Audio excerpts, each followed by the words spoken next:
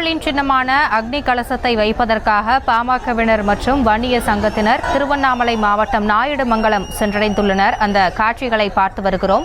ஏராளமானவர்கள் கொடிகளுடன் அங்கு திரண்டுள்ளனர். அக்னி கலசத்தை வைக்கும் பாமகவினர் வன்னியர் சங்கத்தினர் திருவண்ணாமலை மாவட்டம் நாயுடுமங்கலம் சென்றடைந்துள்ளனர். ஏராளமான கொடிகளுடன் அவர்கள் அங்கு திரண்டிருக்கின்றனர். அந்த காட்சிகளை பார்த்து வருகிறோம்.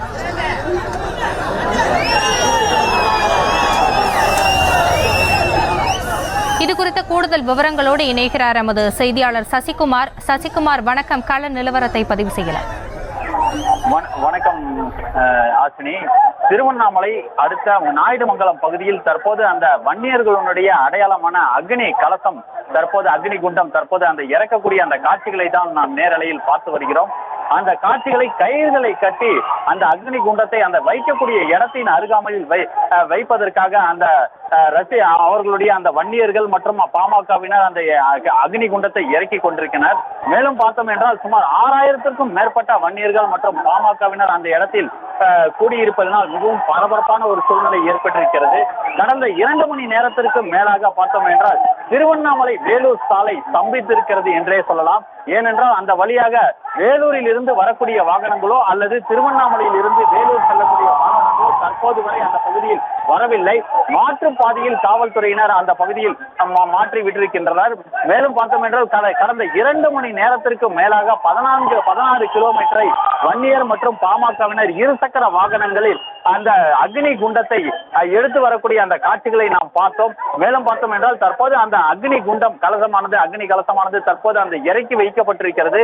இன்னும் சற்று நேரத்தில் அந்த அக்னி கலசமானது அந்த திருவண்ணாமலை வேலூர் நெடுஞ்சாலையில் அந்த நாயுடுமங்கலம் பேருந்து நிலையம் அருகில் வைக்கக்கூடிய அந்த காட்சிகளை நாம் முதல் காட்சிகளாக காட்டிக் கொண்டிருக்கிறோம். மேலும் பார்த்தோம் என்றால் அந்த வன்னியர்கள் மற்றும் பாமகவினர் மிகுந்த உற்சாகத்தோடு அந்த பகுதியில் அந்த கலசத்தை வைத்துக் கொண்டிருக்கக்கூடிய அந்த காட்சிகளையும் நாம் பார்த்துக் கொண்டிருக்கிறோம்.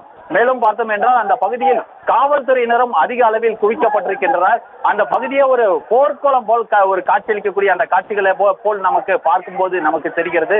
மேலும் அந்த பாமகவினர் அந்த கோஷங்களை எழுப்பி அந்த அக்னி குண்டத்தை வைக்கக்கூடிய அந்த காட்சிகளும் முதல் காட்சிகளாக நாம் பார்த்து கொண்டிருக்கிறோம்.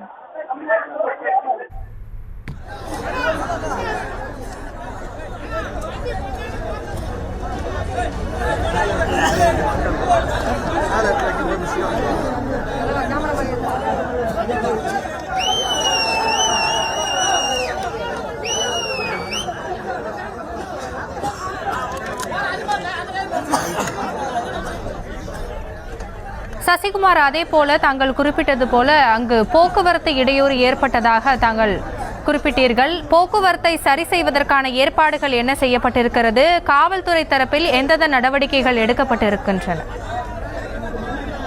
காவல்துறையினர் ஏற்கனவே இதை எதிர்பார்த்த ஒன்றுதான் என்று சொல்ல வேண்டும். காலையில் இவர்கள் பெரும்பாலான அளவில் அந்த பகுதியில் கூடுவார்கள் என்று காவல்துறையினர் எதிர்பார்த்திருந்த நிலையில்